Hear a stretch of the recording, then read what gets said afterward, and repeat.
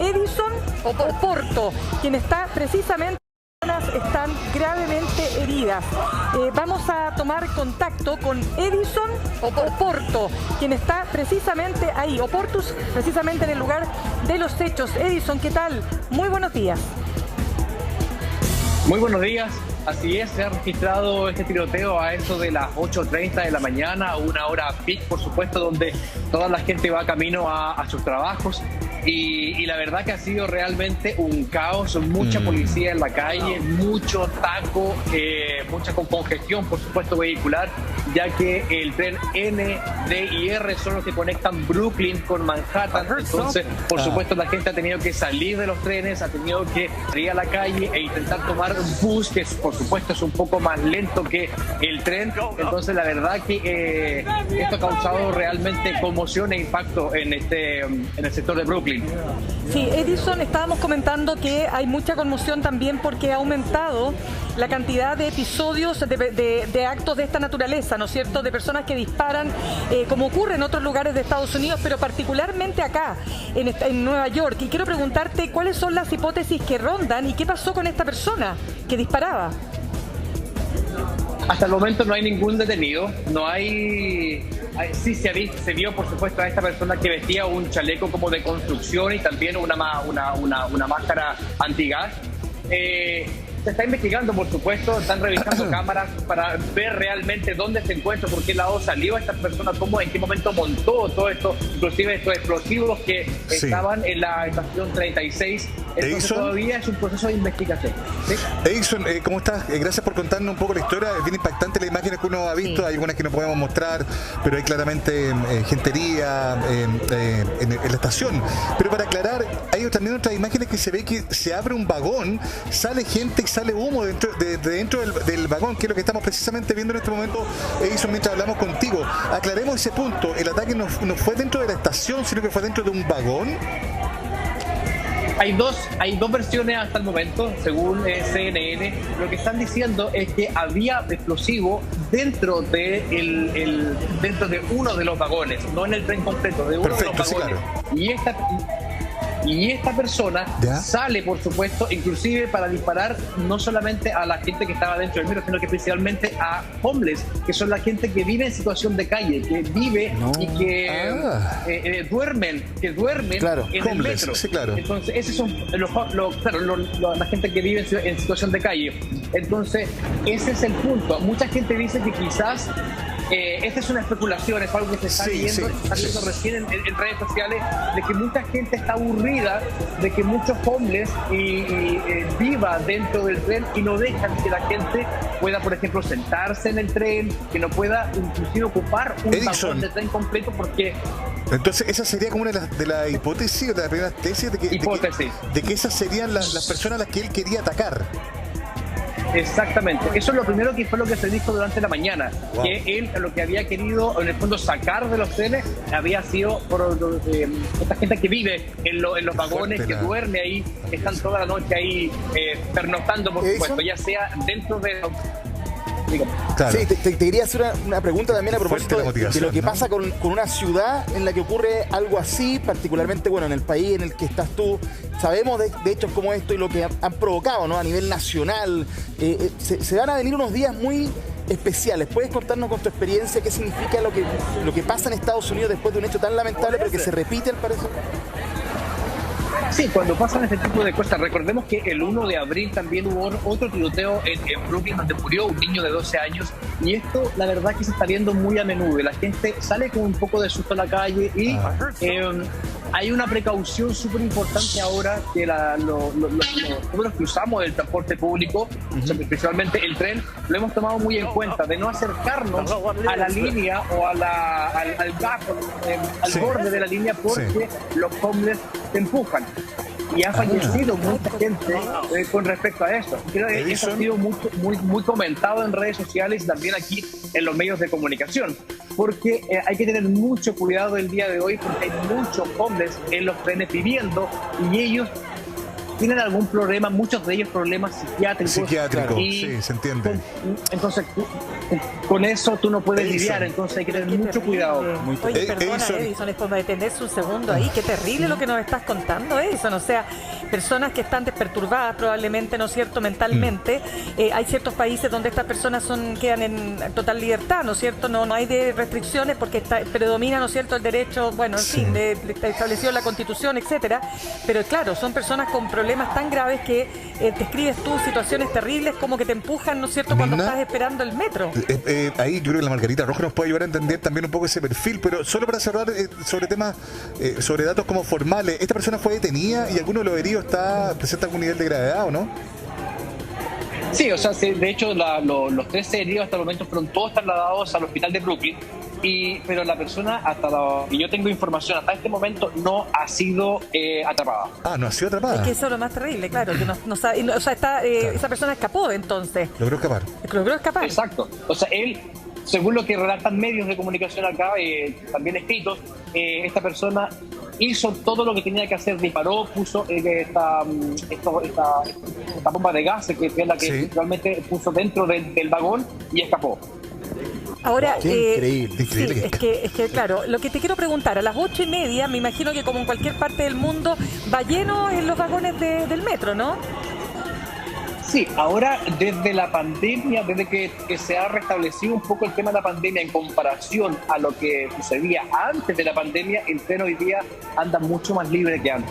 La gente no está usando mucho o al 100% el transporte público por el contacto físico, por el distanciamiento social. Todavía la gente aquí se está cuidando un poco con respecto a eso. Entonces, en comparación con años anteriores a esa hora, había sido realmente terrible porque el tren no se puede casi usar. Ahora, pero de todas maneras, ¿cómo se vive después de un hecho como este? El miedo, coméntanos eso, tú nos decías recién, el miedo a lo que pueda pasar cerca de la línea justamente cuando llega el vagón.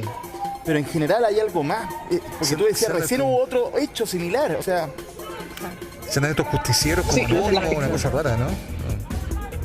Sí, es algo bien raro ahí en el fondo porque quizá uno lo puede llamar o decir es que la justicia no está haciendo su trabajo, entonces alguien tiene que hacer. Es como algo súper... Ni siquiera sé cómo llamarlo, porque mucha gente evita, para no le pasen este tipo de cosas, lo está evitando, pero el que no lo está evitando está intentando eliminarlo. Claro. ¿Me entiendes? Sí, entonces, sí. Y ahí hay un conflicto muy grande. Claro, hay una doble... hace meterse en una camisa de 11 varas. Entonces... Sí, tiene dos... Están en los extremos, los que han decidido por un tema de miedo no utilizar más quizá ese tipo de transporte, claro. Y están otros que ya están alegando de una manera... O sea, en este caso, una cosa, si esta hipótesis finalmente es correcta, claro, diríamos, pero ¿qué pasa aquí? Pero de todas maneras, hay personas que no les gusta, quizás que están haciendo ya actos de violencia, riñas, no sé. Es un tema importante el que tú nos estás relatando. Sí, lo que pasa es que hay que ponerse en el caso también de la persona que realizó este atentado en el fondo, porque claramente era un desequilibrio que había que analizar. O sea, no está esto sí dígame. Justo eso nos permite integrar a la conversación a Margarita Rojo, nuestra experta también, una mujer que tiene una larga experiencia precisamente en identificar las personalidades, ¿no? Cómo funciona la cabeza de gente que, por ejemplo, quiere infringir la ley, o en este caso, Margarita, es bien curioso, esto casi como cinematográfico, ¿no? Un hombre que decide como, comillas, limpiar el subte, ¿no? De gente que, de acuerdo a su lógica, sobra, ¿no? Y por otro lado también esta difícil relación, ¿no? De las personas que utilizan el subterráneo allá en Nueva York y tienen que lidiar con personas que están viviendo allá y que también se generan situaciones conflictivas de ataque incluso, ¿no? ¿Cómo entender un poco ese paisaje humano, Margarita? Bueno, Mauricio, yo creo que habría que hipotetizar acá que podríamos estar frente a un asesino masivo, que son personas que en un mismo momento intentan asesinar a varias personas. Y fíjate que muchas de esas personas están movilizadas, la motivación, su móvil, es por temas religiosos, por temas étnicos y por temas ideológicos.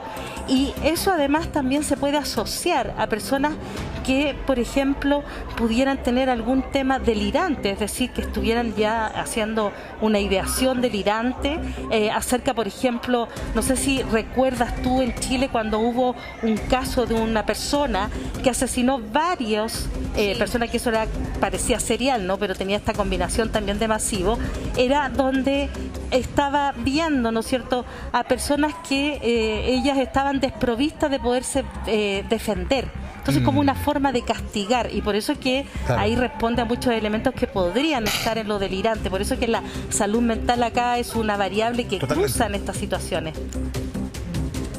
Sí, bueno, ese es un punto re importante lo que Margarita dice, porque uno ve acá en la calle, principalmente en el tren, que a la gente tiene problemas. Uno no tiene que quizás ser psicólogo, psiquiatra, lo que sea, para darse cuenta que esa gente necesita tratamiento, que necesita ayuda, que necesitan ser tratados. Entonces a esa gente lamentablemente se le está dejando sola y ellos necesitan ayuda, por supuesto, y son ellos mismos los que muchos de ellos provocan también muchos accidentes dentro del subway. Claro. Edison, fíjate que si uno hace un recorrido por la prensa estadounidense, habla precisamente de cómo ha aumentado las personas en situación de calle en Estados Unidos a propósito de la pandemia.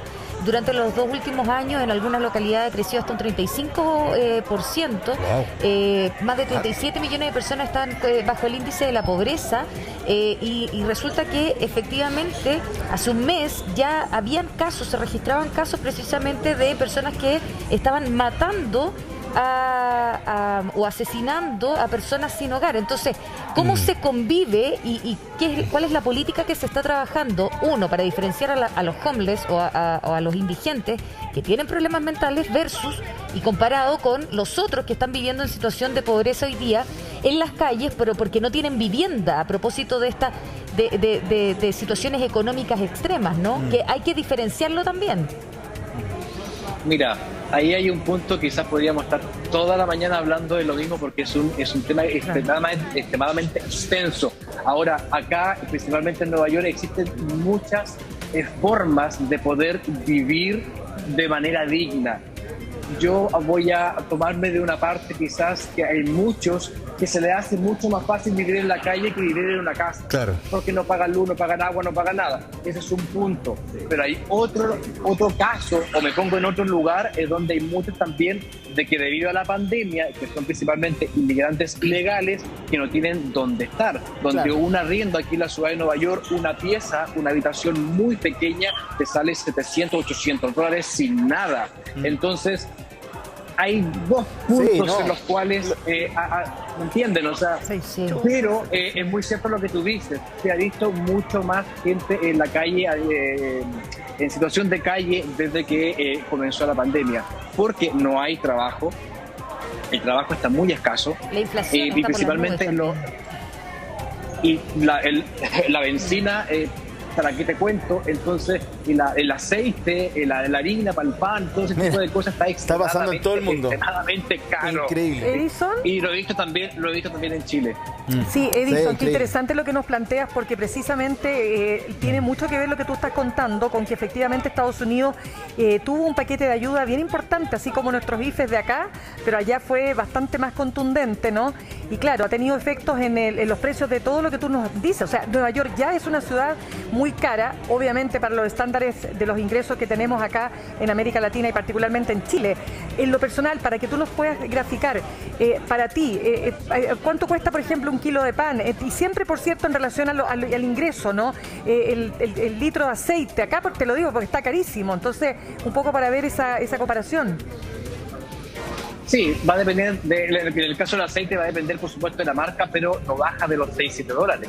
Y esos son como, espérame. Y esos vendrían siendo... Claro. Como 4.800, 4.800 pesos, 5.000. Como 5 lucas. Claro, un litro. Considerando que te puede costar un litro. Claro, un litro. Considerando, para que toda la gente nos entienda, 800 pesos promedio el dólar. Porque está más, pero claro, tienes toda la razón. ¿El pan también está caro, Edison? El pan se mantiene porque hay mucha oferta. Hay mucha oferta.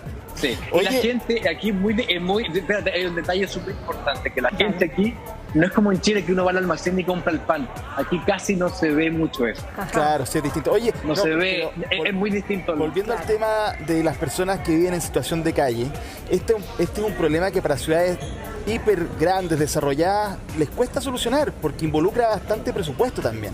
Y tú no puedes obligar a las personas a vivir en determinados lugares. Entonces, las grandes ciudades del mundo, que uno a veces piensa que tienen otro tipo de tecnología, expertos, también tienen efectivamente problemas con esto. Entonces, no es un tema fácil. Ahora, claro, dentro de las prioridades quizás tampoco es la primera. Claro. Y por lo mismo por el tema de presupuesto, porque yo entiendo que hay encuestas en Estados Unidos, en Australia, cuando se le pregunta a la gente, mira, para solucionar el tema necesito más presupuesto, o sea, más impuestos tuyos se van a ir en esto, muchos están en contra. Entonces, no es muy popular cuando un líder o un político se hace cargo, digamos. Entonces, son temas muy, muy complejos que en este caso, en la sociedad norteamericana, en el fondo de Estados Unidos, claro, no sé, insistimos que esto es una hipótesis, ¿no? Pero que si a raíz de este problema se están viviendo casos como este, o sea, esto es de lo más grave que puede existir en el último tiempo, al menos en Nueva York. Sí, o sea, esto se ha visto desde hace mucho rato. Hay cosas que han salido a la luz y otras cosas que no. O sea, aquí en Brooklyn o en el Bronx y en otros lugares también que no son muy nombrados, se viven a diario. No es algo que sea de ahora nomás, o porque la gente recién ahora, debido a la pandemia, está teniendo problemas psiquiátricos, o porque solamente por la pandemia la gente ha quedado en la calle. Ha habido, por supuesto, un aumento en este tipo de actos debido a que la gente está estresada, que está con depresión, que tienen un montón de conflictos. Tú recién hace poco nos decían el tema de los bonos. Aquí daban un bono de $1.200. ¿Qué tú haces con $1.200 aquí? En Chile tú puedes hacer mucho, pero aquí no es mucho lo que puedes hacer. Diciendo que, con solamente decirte que para arrendar un departamento, no de una habitación, tú gastas sobre $3.000 por el puro arriendo. Claro, el puro arriendo, $1.500 inclusive. Entonces estamos hablando de cifras extremadamente altas en comparación con lo que se da. Se agradece, por supuesto, así como también se agradecieron todos los bonos allá en Chile, pero sí, no es suficiente. No, aquí te digo una cosa por otra. Si no habría campamento, no habría. De todas maneras. Edison Oportus, gracias por este contacto. Vamos a quedar con líneas abiertas.